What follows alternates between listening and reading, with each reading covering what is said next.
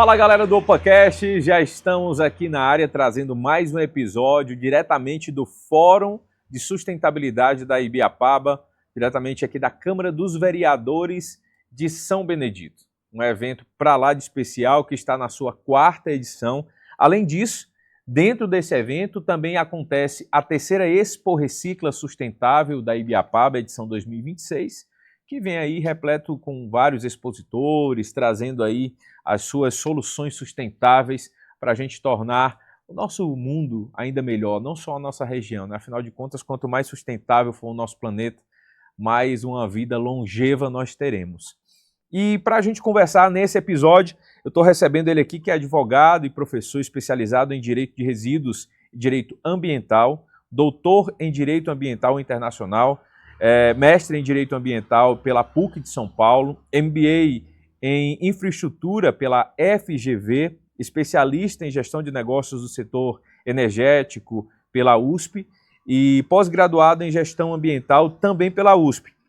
O currículo dele continua aqui bem extenso, mas eu acredito que, com certeza, o que ele vai compartilhar com a gente aqui vai agregar ainda mais para esse episódio. Então me ajude a receber com muita alegria Fabrício Soler. Meu irmão, mais uma vez, muito obrigado por aceitar o convite, estar conversando com a gente aqui. Temos uma máxima aqui no OpaCast, Fabrício, que é que esse episódio ele transforme a vida de pelo menos uma pessoa. Se transformar a vida de pelo menos uma pessoa, o nosso objetivo aqui já foi alcançado. Bem-vindo. Eu que agradeço aqui a oportunidade, estar aqui no OpaCast, a iniciativa de vocês dentro do fórum. Muito contente com a oportunidade, aqui lisonjeado também com o convite para palestrar e agora a oportunidade para a gente fazer esse pinga-fogo aqui, esse bate-bola sobre sustentabilidade, resíduos, entre outros temas aí correlatos que passam um pouco pelo tema que a gente abordou também na palestra. Com certeza. Ô Fabrício, para a gente começar, fala um pouco para a gente como que a legislação brasileira ela tem evoluído na área dos resíduos sólidos. Vamos lá. Bom, de fato, acho que assim, um marco, uma referência para a legislação no Brasil é a Política Nacional de Resíduos Sólidos, que é uma lei de 2010. Então nós temos uma lei federal que traz ali um conjunto de obrigações, dispositivos, objetivos, princípios, e eu gostaria de destacar alguns pontos dessa política que eu acho que é importante aqui para a gente poder tangibilizar e dar senso, né, para entender bem o que essa lei dispõe. Primeiro, essa é uma lei de 2010 que prevê a proibição dos lixões. Então, ainda que existam vários lixões no Brasil, que é uma realidade, essa lei prevê expressamente que eles devem ser eliminados. Então, desde 2010, avança-se aí o processo de controle e fiscalização para que os municípios eliminem os lixões. Então, acho que esse é um ponto extremamente importante para quem está acompanhando, porque ainda hoje o Brasil tem aí aproximadamente metade dos municípios brasileiros com lixões. E aí eu estou falando em contaminar a água, comprometer o igarapé, poluir os rios, contaminar o solo, o subsolo. Então, nós precisamos imediatamente eliminar os lixões. Um outro tema importante dessa Política Nacional de Resíduos foi dar mais clareza para o papel do cidadão. Então, o papel aqui do cidadão é fundamental e dentro da meta que nós temos aqui de impactar as pessoas, acho que esse é um ponto fundamental, que é quem está nos assistindo, para que faça a sua parte na gestão de resíduos. E o que é fazer a sua parte? Primeiro, separar os resíduos. Então, as embalagens, que a gente chama de fração seca, dos resíduos orgânicos, que é o resto de comida, dos rejeitos, que é o lixinho do banheiro. Se você colocar o lixinho do banheiro no orgânico, você vai comprometer o orgânico. E para que é o orgânico? Por exemplo, para fazer adubo, você pode utilizar ele para gerar energia, tem outras finalidades. Ou se você pega o lixinho do banheiro e põe o reciclável, você vai comprometer o reciclável. Então você tem que tratar com 3 frações. Aí quem está nos acompanhando pode pensar, mas Fabrício, na minha cidade não tem coleta seletiva. Tudo bem, faça a sua parte. O município é dele. Você pode fazer a sua própria coleta seletiva em casa. Separa, leva os recicláveis para algum lugar, entrega numa cooperativa, entrega num ecoponto, entendeu? Deixa para a coleta municipal apenas o orgânico e o rejeito. Então dá para fazer. E a Política Nacional de Resíduos Sólidos traz muito essa atribuição, deixa mais claro o papel do cidadão nesse processo. E um outro tema, eu acho que para fechar um primeiro olhar, né, abrangente da norma, da política, é a logística reversa, que é uma obrigação do setor privado empresarial, fabricantes, importadores, distribuidores e comerciantes, de um conjunto de produtos como pneus, óleo lubrificante, baterias, medicamentos, lâmpadas, produtos comercializados em embalagens como alimento, bebida.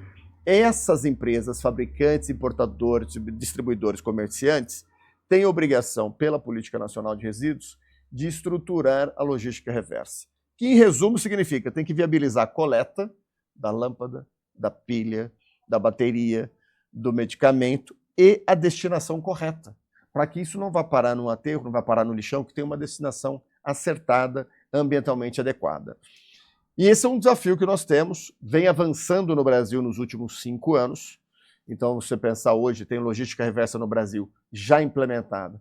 Pilhas e baterias, óleos lubrificantes, embalagem de agrotóxico, lâmpadas, medicamentos, eletroeletrônicos e embalagens. Então, é muita coisa regulamentada. Isso tudo pressupõe o quê? Uma legislação forte.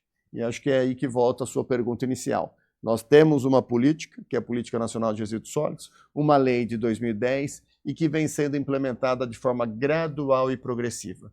Mas lembrando, o município tem as suas atribuições, nós, na qualidade de cidadão, de consumidor, temos as nossas, e o setor privado empresarial a deles. E Fabrício, a gente ainda percebe que muitas empresas ainda enxergam a sustentabilidade, esse tema, essa pauta, esse eixo, como uma obrigação. Como que a gente pode, vamos dizer assim, orientar, instruir, para que ela transforme esse pensamento em oportunidade? Eu acho que um primeiro ponto é entender o resíduo como um material de potencial valor, né? Tirar o histórico olhar do resíduo como lixo. Acho que o lixo é uma coisa, que é o que a gente chama hoje de rejeito, que é aquilo que não tem tratamento, aproveitamento, reciclagem, nada. Daquilo que pode ser aproveitado, reciclado, reutilizado e, inclusive, ter valor econômico. Então, aqui está a oportunidade para o setor privado empresarial. E nos últimos, vamos lá, eu falei a lei de 2010, né, a Política Nacional de Resíduos, nos últimos 16 anos, se eu te falar assim, um volume de empresas, startups, novos negócios, empreendedores que surgiram é uma coisa assim impressionante. Desde pequenos negócios voltados para um trabalho mais artesanal, até indústrias de reciclagem que vem nessa esteira aí de 15, 16 anos a partir da publicação da Política Nacional de Resíduos Sólidos. Então, eu acredito que tenha um olhar até mesmo próprias leis de incentivo. Está aí, mais um exemplo. A própria lei de incentivo à cadeia da reciclagem, que tem 5 anos, e que só o ano passado passou pela análise ali do Ministério do Meio Ambiente, quase 1.000 projetos, alcançando o valor de mais de 2 bilhões de reais. Então, eu estou trazendo aqui, eu estou falando de economia. Então, e a sustentabilidade, na linha do que você muito bem colocou, você tem o pilar econômico, o pilar ambiental e social. Então, não é só ambiental ou só social, são os três. E aí, a gestão de resíduos impulsiona isso sobremaneira. Eu só vejo assim, com muito entusiasmo o que tem surgido de valorização de resíduos, novas economias, novos modelos de negócio, coletas privadas, a reciclagem, lembrando também o papel importante das organizações de catadores e catadoras de materiais recicláveis dentro dessa cadeia, especialmente da coleta seletiva. Então é algo que é uma realidade e eu acredito que cada vez mais, com a escassez de matéria-prima, a escassez de recursos naturais, a solução está na gestão correta do resíduo. Fabrício, para contextualizar o pessoal que está em casa, que está chegando agora nesse episódio, normalmente eles estão acostumados a nos assistir dentro do Estúdio Noir, que é normalmente a casa do OpaCast, onde ele nasceu e hoje ele ainda acontece. E hoje, excepcionalmente, nós estamos aqui direto da Câmara dos Vereadores em São Benedito. E de vez em quando você vai ouvir um barulho, algum ruído. Nós estamos em uma área externa, sem acústica, para poder trazer em loco para você de forma integral do que está acontecendo aqui nessa 4ª edição do Fórum de Sustentabilidade. Então não se assuste, tá? Estamos literalmente aqui às margens de uma das CS que corta a cidade de São Benedito para trazer para você na íntegra o que está acontecendo aqui no Fórum. E outra, nós estamos aqui exatamente no meio ambiente natural e artificial. Natural muito próximo, a beleza linda aqui no entorno, e o artificial, a própria estrutura física aqui da Câmara Municipal. Isso. Então, o tema é convidativo. Com certeza. Para a gente continuar, muitos dos que passaram por aqui hoje, que nós tivemos a oportunidade de entrevistar, falaram sobre logística reversa.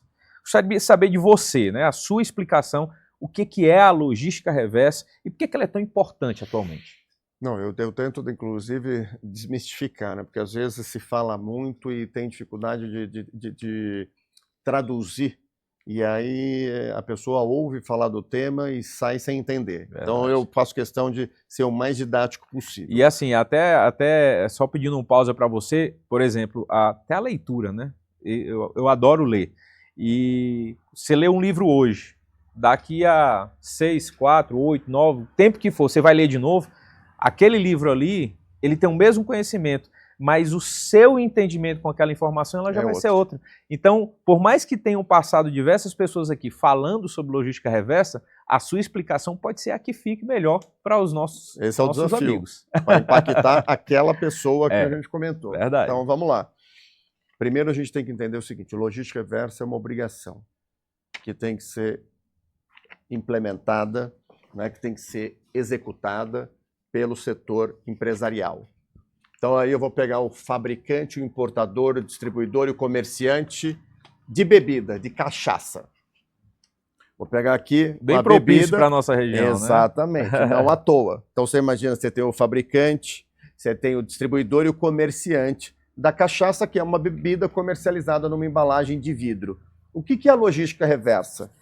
O fabricante da cachaça, ele vai ter que aportar um recurso, dinheiro, para viabilizar a coleta dessa garrafa, né, e encaminhar ela, seja para reuso ou para reciclagem. Porque essas garrafas geralmente são reutilizadas. Então, ele vai ter ponto de entrega, vai trabalhar com cooperativa, vai trabalhar com empresa, que aliás tem empresa aqui na própria cidade que trabalha só com vidro. Então, vai viabilizar a coleta dessa garrafa para que ela seja reaproveitada, reutilizada ou reciclada. Logística reversa é isso. É o mecanismo de retorno e reciclagem de um conjunto de embalagens ou produtos. Eu dei o exemplo da embalagem, mas se aplica também, por exemplo, para a bateria do nosso carro. Então tem todo um sistema hoje construído para a bateria retornar para o fabricante para que ela seja reciclada. Então logística reversa fundamentalmente funciona com duas ações: retorno, coleta, né, e a própria reciclagem.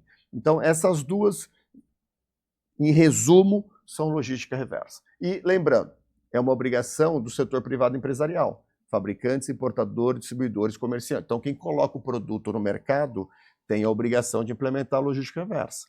E essa obrigação, ela vem se expandindo. Qual que é o desafio que nós temos hoje no Estado? O Estado do Ceará é um dos poucos estados brasileiros que não regulamentaram esse tema ainda. Então, se você pegar hoje na região Nordeste, você tem Piauí, você tem Sergipe, você tem quase todo mundo já regulamentado em logística reversa. Faltando Bahia, Ceará e mais um que eu não me recordo. Mas a Bahia, por exemplo, já colocou em consulta pública a sua norma, vai publicar em breve. Então, acho que esse é um ponto importante, porque volta com a sua pergunta anterior. A obrigação de cumprir essa logística reversa faz nascer ou impulsiona novos negócios. Não é? E aqui está a beleza do tema da gestão de resíduos. Você vai ter uma empresa que vai se especializar na coleta do vidro, do plástico, do papel e papelão, do eletroeletrônico, das lâmpadas, dos medicamentos. Então, e aqui fica a mensagem, e a logística reversa começa a partir do descarte pelo consumidor. Se eu não descartar corretamente aquela embalagem de vidro da bebida, ele não volta, ele não retorna, ele não é reciclado. Então, a gente faz parte do processo. Então, logística reversa, que é uma realidade no Brasil, já tem vários sistemas regulamentados e os setores empresariais que estão cumprindo. E ele vai gradual e progressivamente sendo implantado no Brasil. O que a gente espera é que o Ceará venha regulamentar em breve o sistema aqui também. Inclusive tem até, por exemplo, a parte de cosméticos, existe um percentual que tem que ser feito de logística reversa, não me engano é 27%, é mais ou menos dessa forma. Por exemplo, vou dar um número comum, hoje é de 32%. Então, se eu coloco embalagens ou produtos de cosmético, produto de limpeza, alimento no mercado, eu tenho que viabilizar a coleta e reciclagem de 32% daquelas embalagens. Além disso, soma-se a isso uma outra obrigação, de você ter conteúdo reciclado nessas embalagens. Então, são duas obrigações dentro do tema logística reversa. Coleta e reciclagem e conteúdo reciclado nas novas embalagens. Então, esse é um tema que tem, por exemplo, que você comentou, do cosmético, produto de limpeza, entre outros, essa é uma obrigação que vem agora, de outubro de 2025, é extremamente recente. Então, o tema está palpitante no país. Com certeza. Depois dessa explicação do que é logística reversa, se você não colocar em prática, você não vai colocar com mais nenhuma outra, tá? Mas continuando aqui o nosso bate-papo com o Fabrício. Fabrício, como que os municípios eles podem se beneficiar dos instrumentos previstos na Política Nacional de Resíduos Sólidos? Eu acho que eu vou trazer aqui, vou deixar claro talvez 3 instrumentos fundamentais aqui do município. O primeiro que a gente conversou, inclusive, na primeira parte aqui, logo no nosso bate-papo, que é fechar os lixões. Então, fechar lixão, o impacto direto é na saúde pública. Então, o benefício auferido pelo município, menos internações, menos problemas de saúde relacionados à disposição inadequada do resíduo. A segunda, do município, coleta seletiva. Com a coleta seletiva em funcionamento, você está viabilizando a coleta, a recuperação, a separação de materiais e potencializando a geração de novos negócios.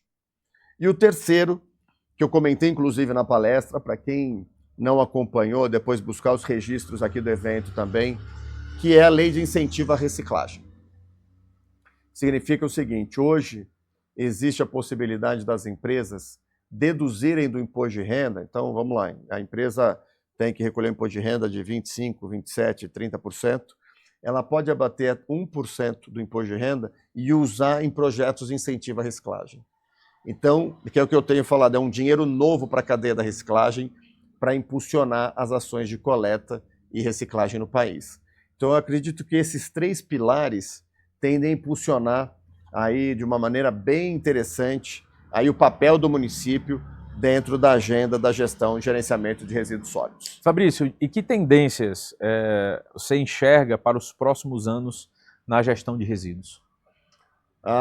Sem dúvida alguma vai passar pela valorização cada vez mais, que eu acho que a escassez da matéria-prima vai tornar cada vez mais importante e isso vai refletir no valor econômico dos materiais. Eu acho que esse é um ponto. A criação, a inovação, a tecnologia é um outro passo também, é um outro pilar importante. Hoje você tem já, olha só que já é uma realidade no Brasil.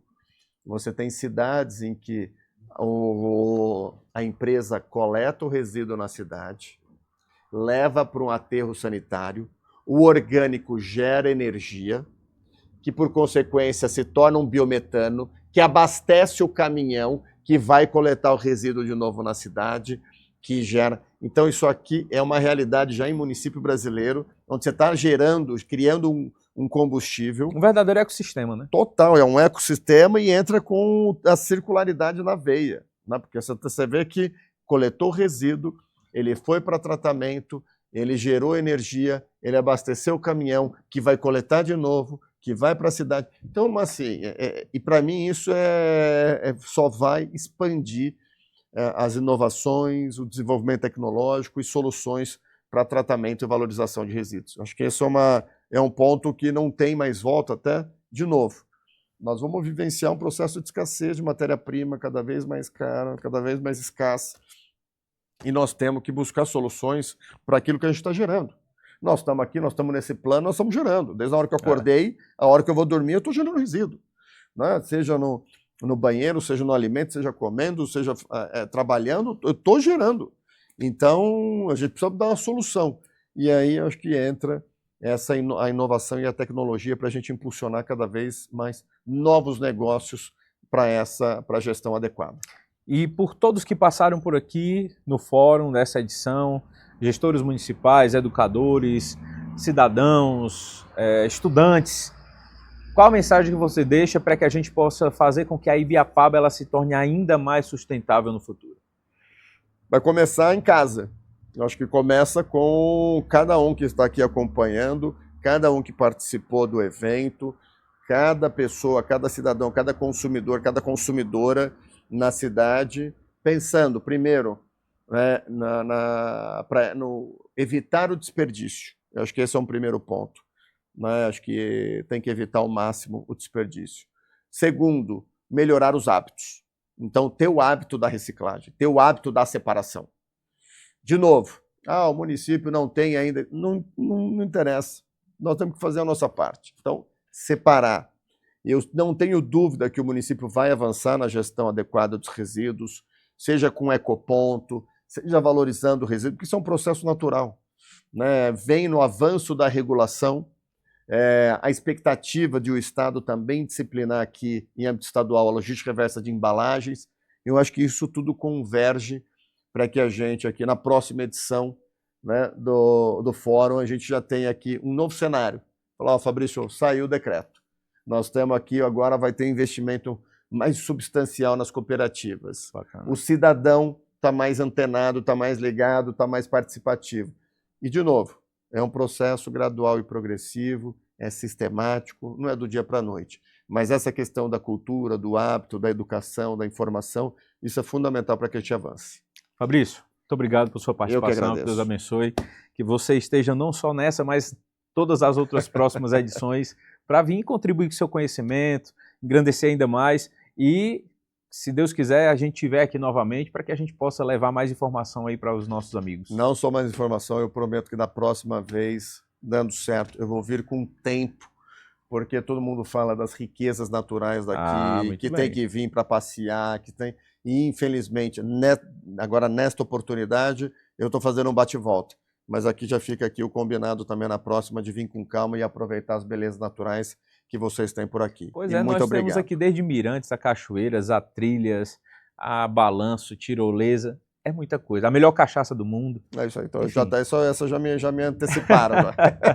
Obrigado mais uma vez, Deus abençoe, tá? Obrigado. E aí, o que você achou desse episódio? Eu falei para você que alguma coisa daqui, pelo menos alguma coisa, estou sendo assim bem modesto, porque o que foi compartilhado nesse episódio, com certeza pode transformar muito, como o Fabrício disse, começando em você a transformação. Nenhuma mudança começa de fora para dentro, é sempre de dentro para fora. A gente espera que você esteja aqui conosco. Se tiver alguma dúvida, deixa aqui nos comentários, copia o link desse vídeo, envia para os seus amigos, vamos compartilhar. Informação boa é informação compartilhada. E a gente vai continuar por aqui para trazer na íntegra informações desse maravilhoso evento falando sobre sustentabilidade. Não é sobre o agora, é sobre o futuro. A gente se vê no próximo episódio. Até lá!